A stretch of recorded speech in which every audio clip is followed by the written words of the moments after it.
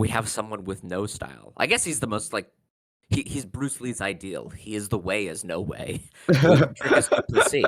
I But then can't believe you're saying that. but You then you right asshole.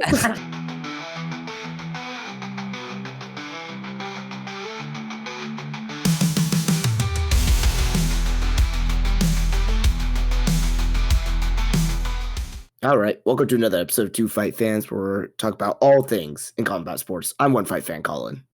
I'm another Stewart. All right, we got a quick one today. We're just doing picks, and we're doing picks across 2 weekends here because, yeah, whatever these cards. Yeah, it's surprising because like the UFC Apex sort of is like UFC jail. It's like where they set the people that they're like, you're bad, you're naughty, you don't get on a pay-per-view. And then Australia, the actual pay-per-view card used to be just a giant jail as well. And this card also feels like they're shipping off their naughty children to the penal colony of Australia. So it's it's good. It's good overall. Yeah. All right. And we're just doing our old way, where we're just picking like the winner, which round, and how, right? Because yeah. It's just right. for let's as part of a side conversation. Let's pick the main events for both of these cards. Yeah. Which for 312 is Sean Strickland versus Dricus du Plessis for the middleweight title, and then in a middleweight top 10 kind of contender clash. Jesus. We have Jared Cannonier and Hobo Cop Gregory Rodriguez. Perfect. Let's start with the Sean Strickland DDP fight. Colin, why will this fight look any different than it did before? So here's the thing. I was texting you about this, and I forget where I was at, but I saw an ad for this pay-per-view on ESPN, and they picked the jankiest highlights to use for DDP and Strickland. Like, are there any other kind? No, but I mean, it was just. Why did you pick these things? Like, come on, you couldn't make them look any better, because one of the highlights was Strickland doing his like weird jumping kick, where he like jumps at the person and the person moves to the side, so he just like flings his foot out there, and it looks like a really bad like when you first teach someone in martial arts how to do like a jump kick, and it's like they don't know what they're doing and they just flail about in midair. That's what it looked like. Yeah, I mean, there's that like amazing shot of him fighting Izzy, where like he's levitating and Izzy is jabbing him in the stomach. It looks like he jumped onto his like jab. Yeah, there's just it's a silly fight. And the first fight, have you rewatched that first fight? Because I think we started with this podcast. I rewatched it, dude. There is nothing redeeming about it. It's so bad. It's just Sean Strickland jabbing, DDP. I mean, like woefully unable to ever close the distance and like close range. So just running onto jabs and then just happening to throw like 3 or 4 extra shots, which sneak through because Sean Strickland actually isn't very good at, like he's very good at the first, maybe defending the first 2 punches. But if you throw in a combination above 2, he can't catch all of them out of the air because he swats them down with his hands. And so then he just gets hit. And it's just that same routine endlessly for 5 rounds. Yep. So why will it look different, Colin? Here's the thing. I think DDP, I think he's either gonna get a finish or is gonna be very one-sided. Like he's gonna beat up Strickland because nothing like I don't really have like a lot of like, oh, DDP's technique has gotten better or anything like that. But his last 2 fights, not his last 2, but like he's like I feel like he's steadily getting a little bit like very incrementally better, or maybe his opponents are just steadily getting a little bit worse. And this year, I think will be cementing of DDP being the best middleweight. And okay, so but it's primarily because he has finished Izzy that you think that he'll be able to finish on Strickland. Yeah. This is a plum pick for sure. Like I was gonna say, I was like, what? I didn't see anything different. It just happened that like as a style matchup, his style is a little bit better against Izzy than it is against Sean Strickland. But it really shouldn't have been, because he's like very lumbering and like easily counterable, and that's what Izzy does. Yeah. You know, well, but here's the thing: like, Izzy did counter him for 4 rounds. It's just you get tired countering someone like that for so long, and DDP has cardio, man. Like, he can go. And he's just like this big brick shithouse moving at you, like. Yeah, did you see that he apparently he cuts down from about 230. He's about the same weight as Poetan.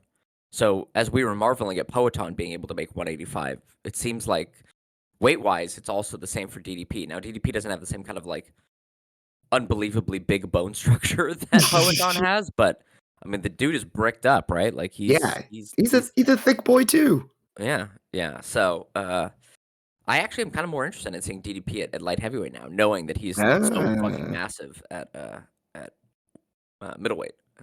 All right, so you think he's going to get a finish?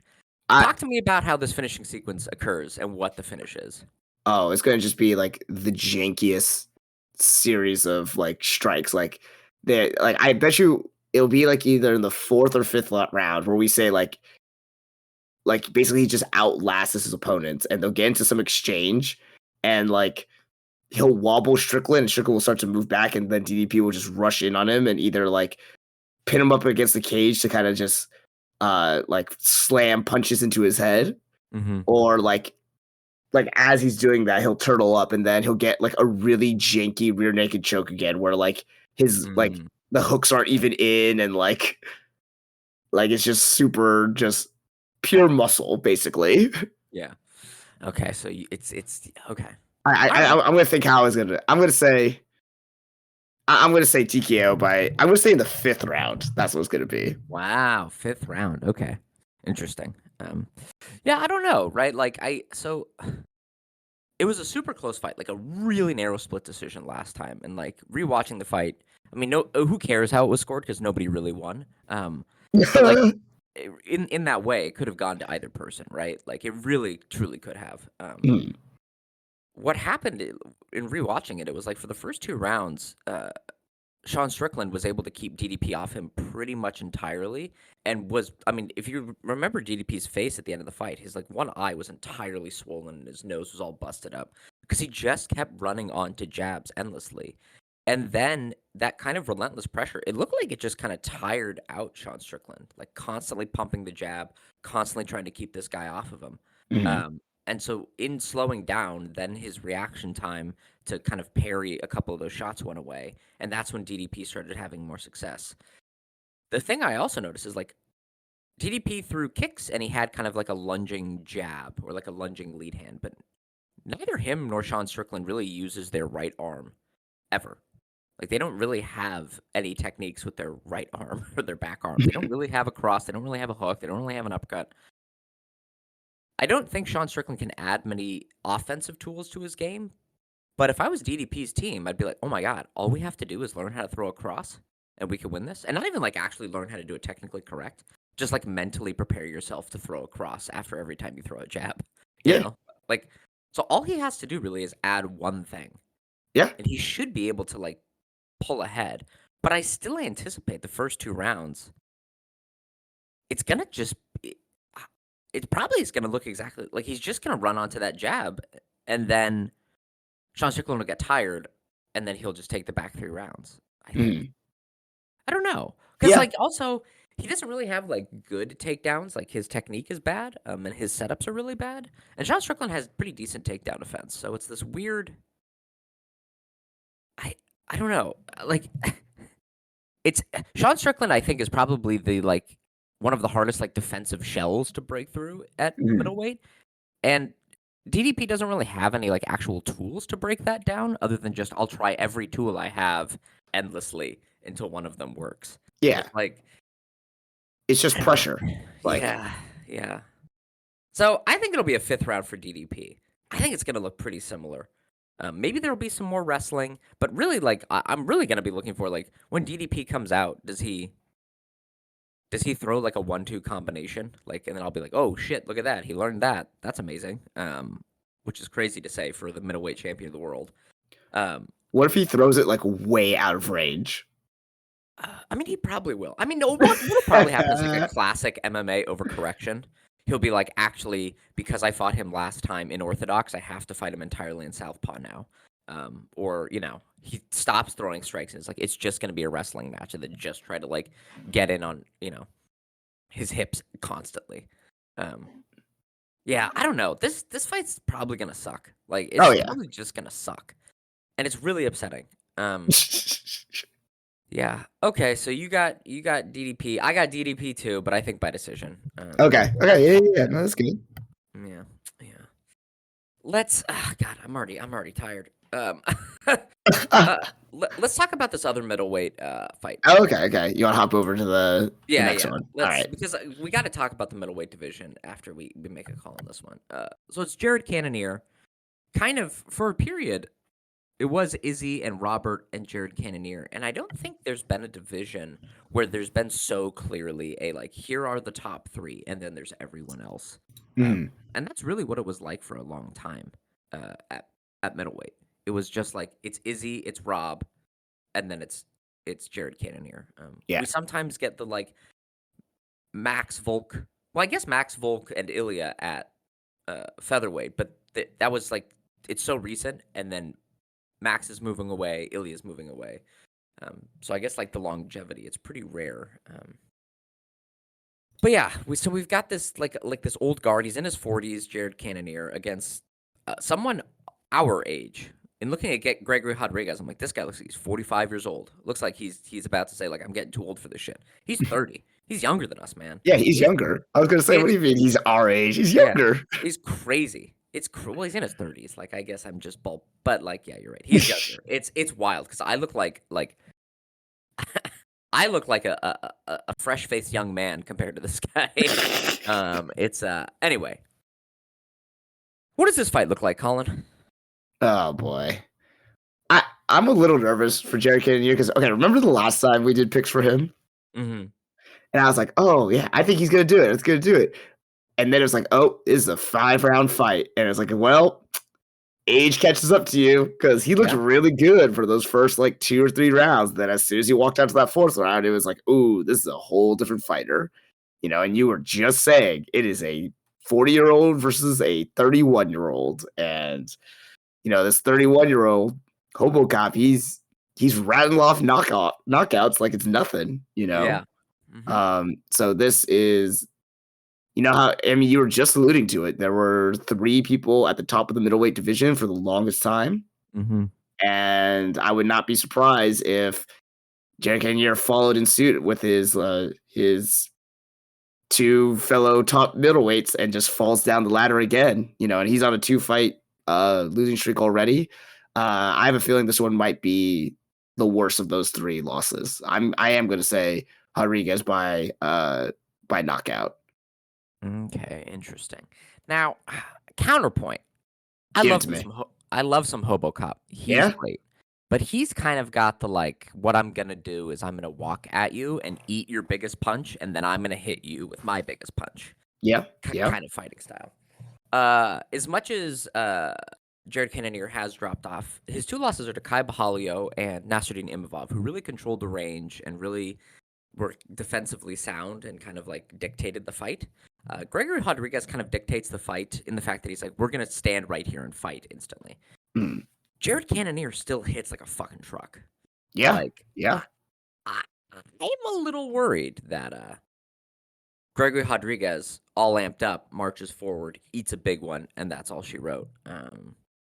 It's kind of like, it's really weird because I think either way this fight most likely will go, it's going to be Gregory Rodriguez with no understanding of defense, walks right into the biggest right hand that Jared Cannonier can throw, and then Gregory Rodriguez ages another 30 years instantly, or he gets hit really hard, he doesn't go down, and then he gets to swing back on Jared Cannonier, who Jared Cannonier is not very good once he throws his punch of like getting offline. He throws his big punch, kind of resets, and then moves his feet. That's going to be, I don't know, man. I don't know. I have a bad feeling for Hobocop. Because I don't know. See, I'm the opposite. I got a bad feeling for Jared Cannonier because in his fight against Imavov, like he was winning for the first 3 rounds. He was controlling range, just like you were saying, and like, yeah, he definitely lost steam at the end there, and Nasruddin Imavov just where was able to come in and just it was a little bit of an early stoppage, but he just came in and just okay, you don't have that same pep to your step. I'm just gonna beat you to the punch now, and it was very, very clear at that point.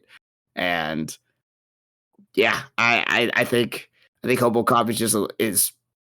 Well, here's the thing. Actually, now I don't know. Maybe Imavov is definitely better than I thought he was. I don't fucking know, but I thought before last weekend that Hobocop was definitely a better striker and stronger than Imavov, but so I just assumed he would get to the same conclusion just a little bit faster. He wouldn't have to wait for the cardio to slow down Cannonier. Yeah, I don't know, because it's also this thing of Hobocop has been knocked out before with this style in the UFC. He's walked into huge punches, and so I'm just I don't know. It's I think now I'm just applying trends that, right, when people go wow, there's a turnover in this division, so it must happen to someone. It's no, that's a case by case thing. But I'm definitely going to make that argument. There's been a turnover in this division, so Jared Cannonier is going to lose. Even though that's not how you apply data to anything ever, but that's what I'm going to do. I think Hobocop. Well, God. Jared Cannonier still hits so fucking hard, and the people that are really of course him are really able to control range well, and either keep themselves out at kicking range, dart in with a jab, or then clinch up really quickly afterwards. Hobocop doesn't do that. Hobocop finds the exact range you're able to throw a punch in, and he goes I'll stand right here, and we're gonna swing and bang. Now I'll pick Hobocop. I'll pick Hobocop by third round TKO. Third round. Okay. Third round TKO. Yeah. All right. Let's talk about this middleweight. Wait, have you made a pick? Yeah, I said Hobocop second round TKO. Okay, I say third round. Okay. Let's talk about this middleweight division. Just in general. Yeah. All right. Izzy's done. Robert Whittaker is probably done. He's probably not getting back to a title, right? Jared Cannonier is most likely done. Marvin Vettori is refighting. Did you Marvin Vettori is scheduled to fight Roman Dolidze in a rematch? I didn't even know they had a first fight. Yeah, I didn't know that either. How fucking boring of a first fight must that be? And who's clamoring to see that shit again? Marvin Vettori has also said he's basically done. He's this. I'm just gonna kind of fight out my contract, and then I'm done with MMA. So we lose Marvin Vettori, who's kind of always been, been there. What else is going on? Paulo Costa is kind of not anything. Bo Nickel is not coming up. So really, we've got this new generation of Sean Strickland, Dricus du Plessis, Imavov, Kai Bahalio, and then Hamza, which is kind of lurking out there. What if that? Let's say Robert and all of the old guard kind of retires because they're getting pretty close. What is this division? Well, there's a lot of divisions that you can say that for too. I mean, pretty much any division over this is the same for many of the divisions over 145 right now. Look at the lightweight division. You take away Islam, say he retires, and you take away all those aging action fighters. Who are you left with? I don't know if that's necessarily true. We've still have Arman Saryukian in there.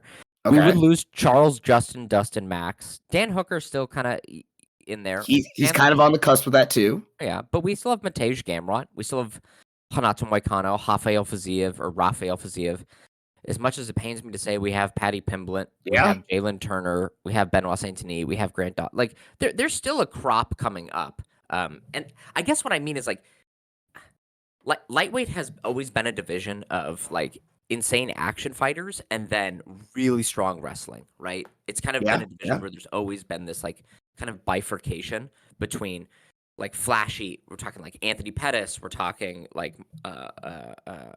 Eddie Alvarez, Conor McGregor. These flashy strikers, and then there's hard nosed grapplers and pressure fighters Rafael dos Anjos, Khabib. Right? There's always been this kind of This division has a Like mix this of everything. dichotomy. Yeah. Yeah, and like that still kind of holds even if everyone leaves because we'd still have Arman Tsarukyan, Mateusz Gamrot, right? But then we'd still have the fun strikers like Fiziev. We'd have a wild man like Hanata Moicano. Jalen Turner's primarily a striker, right? Like it would still kind of hold its same shape, I think. You mean the trend of what Yeah, kind of fighters are in that? Okay. yeah, right. And like, let's say they all retire in like 3 years. Arman Tsarukyan being such a dominant physical powerhouse as a grappler would kind of hold the position that like Khabib and Islam hold, right? Um, and we would be seeing like who can challenge this like overwhelming athlete who anytime they take you down they absolutely smash you, right? And then we'd have like fun fights on the side with action fighters as well. Um, Mhm. it's I definitely would But say it like still has its identity. That's what you're saying. yeah. Okay. It would be a little bit weaker, right? Like it's been apparent that like light heavyweight and heavyweight compared to let's say I don't know 6-7 years ago is a lot weaker, right? Like the John Yeah. Jones, DC, Alexander Gustafsson light heavyweight era was way better than this current one. Mhm. The like, dude, like the Stipe Miocic, Francis Ngannou, JDS, Cain Velasquez, Fabricio Werdum, those two eras of heavyweight are way better than this current one, which is just Tom Aspinall and a bunch of jabronis.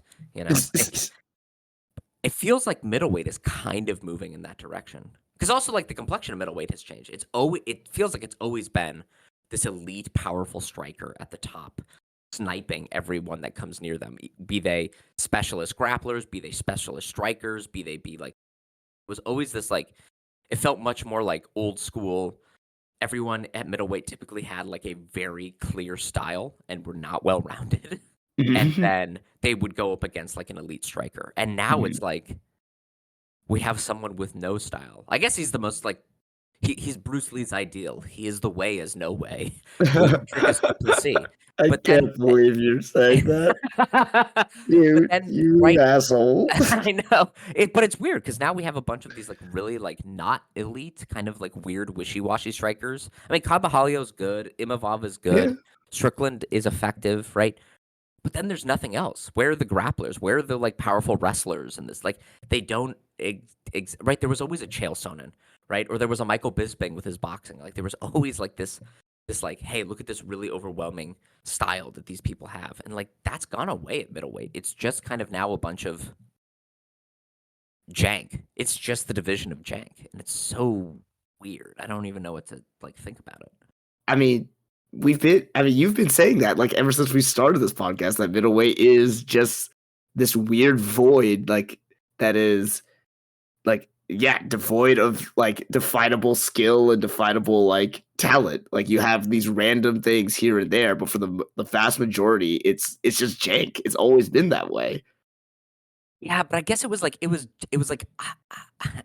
like identifiable jank, if that makes sense. Right? Like I guess because like I'm looking back through like let's look at Robert Whitaker's like run through the middleweight because I think Yeah. the Whitaker like Adesanya era is probably the strongest it's been. But so like Yeah. okay, we have Yeah. Derek Brunson, this like absolute wild man wrestler, right? Really strong double leg, really like good grappling, but he's just like blows all of his energy. It's like I understand that archetype for a fighter. Jacare Souza, I understand the archetype of that fighter. An amazing Brazilian Jiu-Jitsu grappler who got into boxing. Yo Romero, I mean the killable Babylonian God King reincarnated. Darren Till, right, a rangy striker. Jared Cannonier, again like a big power puncher. Kevin Gastelum, right, energetic, throws 1-2s, nothing else. Izzy, right? Like all of these make sense. Paulo Costa, a big, huge pressure fighter. Like I get all of that. And now I'm like, what do you even call like Nasruddin Imavov? What do you even call Sean Strickland? What do you even call Dricus Du Plessis? What do you call any of these guys? It doesn't.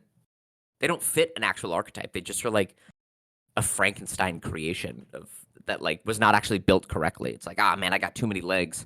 I guess it's gonna be a six-legged Frankenstein. It's like, why? Why? What? Um, I don't know. Yeah, it's like I don't. I'm having a hard time like conceptualizing of like what middleweight is.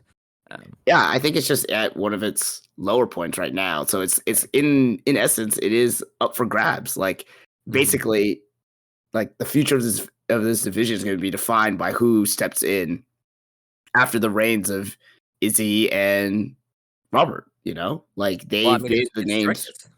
currently. Yeah. So that's Yeah. what we keep saying. Like, like DDP is the name at middleweight right now. But until someone comes in who actually has, skill, technique, has a like definable style and Mhm. ability that is not like, well, I'm just kind of janky but strong, like Mhm. will then rule over this division again. It's just at a weak point right now, and every division has that at some point, with the exception of lightweight.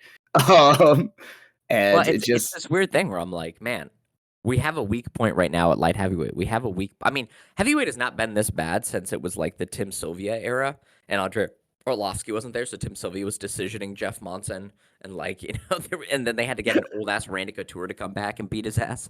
Like, there hasn't been a weaker heavyweight division, I think, ever in the UFC. mm, Light heavyweight is also, I think, historically the weakest it's ever been. And like middleweight, I mean, the one person we keep forgetting to talk about is Hamzat Chimaev, right? He might be the saving grace for this division. right. But again, for him, the big question for him is, can he ever stay healthy? And Yeah. history says no. Mhm. And it's going to be really tough for him to establish any sort of legacy with his, you know, health always in question like that.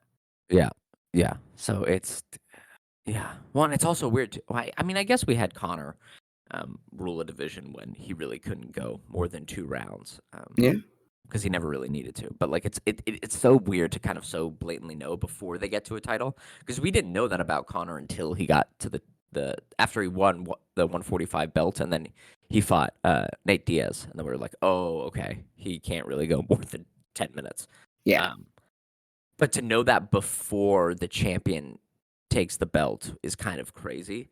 And so then it'll be this endless thing of like the question every time will be like, can this fighter make it out of round one?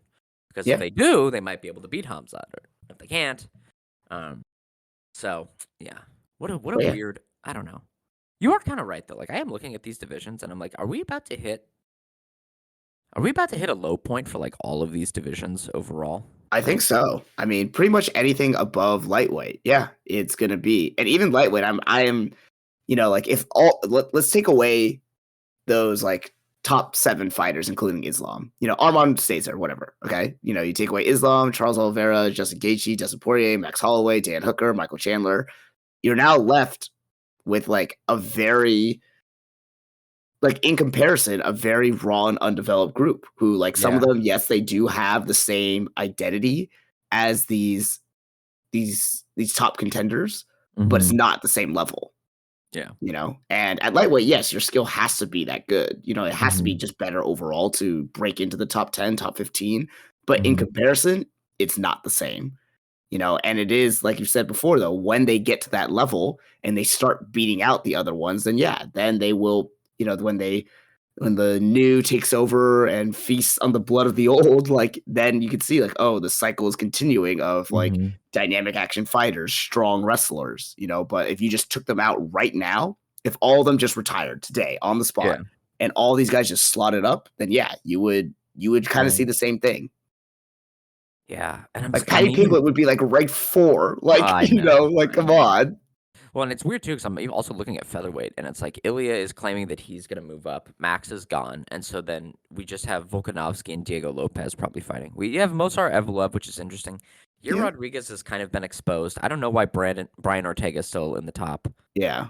Anything. Arnold Allen's a good call. Aljamain Sterling could make a run. That'd be interesting. Yeah. But now we're getting down to like Lerone Murphy, Giga Chikadze, Bryce Mitchell, like Ugh. featherweight also as well. I don't know. It's like, are we just in like a down period for the entirety of the sport? Like, is it just was yeah, You know, you can't deny the fact that, it is 4 or 5 years after COVID, and like if someone was starting their earlier career at that time, they don't have the experience, they don't have the development, so well, yeah, yeah, and it takes a long time to develop. I mean, like even like we're talking about like these great action fighters like Dustin Poirier, Charles Oliveira. It took like 10 years in the UFC to yeah. finally get up to this like top 5 Yeah. position. It took them Yeah. a very long time. It's just weird because there hasn't been this like natural wave of like these other people graduating at their like 6, 7, 8 year mark into high level status. Right, because you would hope that like some of these young guys could start knocking off the old. So I guess that is good at middleweight that is happening because it's not happening anywhere else. Like Yeah. I guess welterweight we are seeing that. We are seeing Shavkat, we are seeing Jack Della Maddalena, Sean Brady, Joaquin Buckley, Ian Gary kind of start knocking off the old. And so welterweight is actually maybe bantamweight I think is probably the healthiest, but welterweight and bantamweight are probably the healthiest. Mm. Yeah. Anyway, middleweight's weird, and like I'm kind of getting fed up with it. Like I You've just, been fed up with it. yeah, man. But sometimes I like it. Sometimes I'm like, ha ha ha, it's fun. And then I'm looking at it now, and I'm like, what is this division? What like I don't even know what this is. Anyway, so we're gonna watch, I guess, 2 fights in this division, and then we'll, I guess, have a better idea, maybe. Yeah. Now here's the thing: if Sean Strickland wins, though, I just like. No one likes Sean Strickland fights, right? Like, no one finds them entertaining. Because he No. constantly talks about like how he's gonna like play his opponents and turn them into couches and shit. And then he goes out there and has the most like, I'm just gonna throw jabs. And he has the most like slow paced, just jab merchant like fights ever. Just being like, this is all I do. And then he goes like, I went to war. And it's like, bro, you went out there and just threw jabs. Like, what are you talking about? You went to war. It's, yeah. I'm hopeful that you're right that Drickus actually like, because I think Drickus and Hamzat would be kind of the saving grace for this. Yeah. I'd also like to kind of see Robert Whitaker versus Sean Strickland because I want to see what Rob has left. I don't know is I think Izzy's kind of done being in the top 5, but I don't know like if Robert is truly done being in the top 5 because he's only lost to Hamzat, Drickus, and Izzy, and so it's like, could he beat? I don't need to see him fight Marvin Vettori or any of these lower level guys again, but like a Sean Strickland fight, that might be interesting. Yeah, and relatively speaking, it would be a not as dangerous affair for him to go in to test out his new face. Like, yeah, just take out your teeth, like a cup of water at the checkpoint. Drop his dentures in, get on up there. Yeah. All right, well, let's talk about 2 other fights. Talking about another division that's kind of in a weird place. We're talking about women's strawweight. Zhang Weili versus Tatiana Suarez. yep. You wanted to like this is Tatiana Suarez is kind of the Hamzat Chimaev of this division. Just this overwhelming wrestler who like has this one dominant skill over everyone, and nobody's really going to be able to catch up. She also just can't stay healthy at all. Yeah. What does this fight look like, Colin? Well, I think it's going to be that. I think it's going to be like, okay, can Tatiana Suarez get it to the ground? And basically, will she get Zhang Weili to the ground? What will Zhang Weili do? And how will Zhang Weili try to keep it? Because it's very clear that Zhang Weili has striking, but her striking has also kind of evolved into more of a like, I don't want to say tepid. It's just, it's not as dynamic, not as combination heavy. It's like 1s and 2s and like the kick here and there. Like, yeah. So you said the word evolved. I would like to posit that it has devolved. Sure. Okay. Yeah. Lost combination punching. It's lost footwork and cutting angles after finishing a combination, and it's become single shot after setting your feet, which is not great. Yeah. So it's okay. Will that striking? It is even that kind of single striking strong enough to stop Tatiana Suarez from just easily getting a takedown, because I could easily see this as just, again, like Tatiana Suarez just being dominant on top the entire time and controlling that, and and basically not cruising to a decision, but basically just controlling the whole fight there, and Zhang Weili has decent wrestling compared to her other division, but I don't think it's at this level. So, I mean, Rose Namajunas out-wrestled her. I know that was a few years ago, but Rose has this weird number on her, though. Like, it seems like Zhang Weili can't beat Rose for whatever reason, so...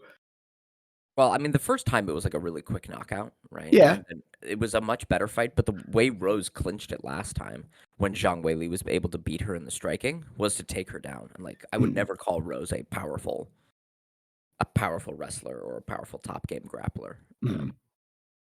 Yeah, and I think, like you said, like, Zhang Weili has improved her wrestling and has gotten better. What I've noticed, though, is, like, it's like she's gotten really good when she's on top. She's really good, like, initiating the takedown, and then when she's on Mhm. top, being able to grapple from there. But, like, I don't know if she actually has good grappling on the bottom. Like, is Like, she able to, like, scramble and set up sweeps and, like, create distance so that she can get out? I have no, no idea. I I don't think. I think basically it would have to be like she has to try to get to the cage and like walk her way back up. Basically, just Mhm. using her strength to. Yeah. 'Cause she is strong, of trying to just get herself out of that. It's not from necessarily like a sweeping technique like that, or like hunting for submission from the bottom, and that causes Yeah. them to like create distance, and that allows her to get back up. It's literally Mhm. like, okay, get to the cage, work to my feet, and just almost out strengthen this person, you Mhm. know? So it is gonna come down to, is her striking strong enough? Is her striking good enough to keep Tatiana Suarez from taking it to the ground? Yeah, and I guess, like, can she, stay away, from which, like, I don't know, that, like, one shot, throw a kick, circle, circle, circle, one shot, throw a kick, circle, circle, circle, circle. I don't know why that wouldn't work. Uh, yeah, that Yeah.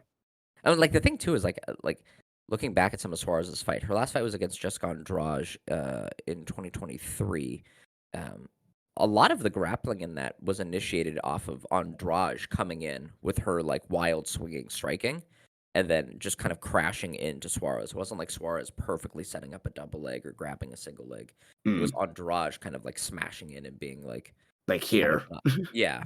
Um, and the last time I think I really saw Suarez really have to go after someone, like chase after them to take them down, was against Nina Nunes, which is all the way back in 2019. And like that was a 3-round fight. And at the very end of that third round, Suarez was absolutely exhausted. She was Mm, so tired having to chase down uh, Nunes or Ansaroff, whatever name. She's on listed as Ansaroff on the UFC website now, but I know she's Amanda Nunes' wife, so I don't know whatever. But so I'm like, maybe Suarez can take Zhang Weili down for the first 2 rounds, and if Zhang Weili can survive, like, what's to say that then the back 3 rounds, Zhang Weili just can't circle and like pot shot, and then Suarez is just a little bit more tired, and so can't take her down. mm. Also, like, it's hard to know. Like, I mean, what Suarez fought twice in 2023. Then before that, she fought in 2019. Then before that, she fought in 2018 2 times. Then she fought Jeez. one time in 2017.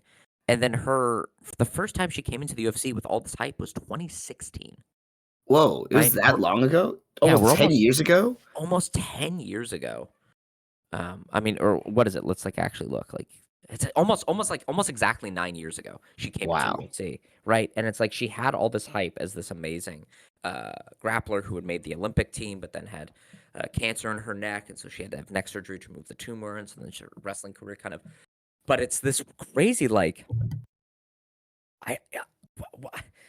It's hard because we're collecting data from so long ago and like what she looked like, and it's just like I don't even know what you look like in 2025. I don't even know what you look like in 2024. I don't know what you look like between 2020 and 2023. Like it's a whole. I have no idea. Mm, So I don't know, man. I will say Zhang Weili is 35 now, so yeah. she's getting not old for the earth, but old for the UFC. And I don't know, man. What I do know, though, is I think this is going to be a stinker. I think this is going to be a decision, and I think this fight's going to absolutely suck. I think this fight's going to suck the horn, and I think the DDP Sean Strickland fight's going to suck the horn. And so I think I'm going to pick a flyer on Suarez by decision. Okay. Yeah, I think it'll probably be well, I mean, it's so weird to like call a split decision, but I could see this fight being so kind of I I was thinking the same thing, since I was gonna say Zhang Wei Li possible split decision. yeah. Or man, could this be a draw? Could this be a fight that ends in a draw somehow? Like this. Draw because of foul, or draw because the round is just even and they get someone scores at a 10-10? It's so rare that we ever get 10-10, so it would I have to be a know. foul. Ah, maybe a clash of heads or something.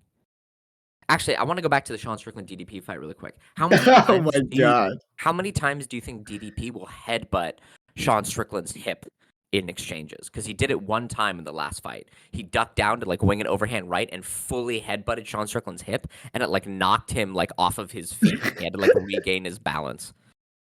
So how many times are we going to see that secret deadly technique? Oh, I was just looking at actually like how he like wings his head like out of the way and down to throw the overhead right, and I would not be surprised if I saw that like multiple times, and then also Strickland never picking up on it to throw a knee or like an uppercut or something like that. Yeah, absolutely. Well, he doesn't know how to throw an uppercut. He knows how to throw a jab, and that's it, Colin. Yeah. You can't be asking him to do anything else. He's got a jump kick. Yeah, yeah, I know. Everyone's like, "Oh man, he's got these really great teep kicks." I'm like, he's got like he'll fling his leg out, and if you just like push it to the side or eat it and keep coming forward, he gets so terrified to throw it again. So it's like he has one teep kick one time in the fight. That's it. Anyway, so going back, I think you know what? No, I'm gonna go wild. I'm gonna say no. I'll take a flyer on Jessica Andrade, or not Jessica Andrade, Tatiana Suarez. Sorry. Okay. Yeah, Suarez. Yeah. I think it's Suarez by decision. All right. I think the fight's gonna suck though. Yeah. Mark me down for it. Fight suck. Which one's gonna suck more, that one or DDP and Strickland? I think well, I mean, DDP always has entertaining fights, right? Just because of the like kind of carnival-esque like goofiness. The thing that's really annoying when watching Strickland is he'll like yell like, "Come on, let's fucking fight, let's go to the death," and then like somebody like goes to stand and do the Max Holloway thing with him, and he immediately backs up and throws a jab, and you're like, "Well, okay, like what are you doing?" So like I don't know. I think I'll probably be more annoyed by the DDP Sean Strickland fight, but I think the entertainment value on the Zhang Weili Tatiana Suarez will be low. Okay. All right. I hope I eat my words, especially on this women's fight, because it could be really interesting if there's like really cool grappling exchanges, or we just see. But it's also like if Suarez does win, like what happens to this division? Because is she going to be able to defend, or is it just going to be like interim title after interim title? Yeah, because Suarez can't come back. Yeah, it's the same question that like with Hamza if he won, you know. Yeah. I don't know. It's so. Anyway, Tatiana Suarez, decision. All right. The last one we're doing. Calvin Kattar versus Yusuf Zalal. Lay it on me. What do you got for this one? Yusuf Zalal fought Ilia Topuria, and they had a really grappling heavy match, and Yusuf Zalal was much fresher in the third round.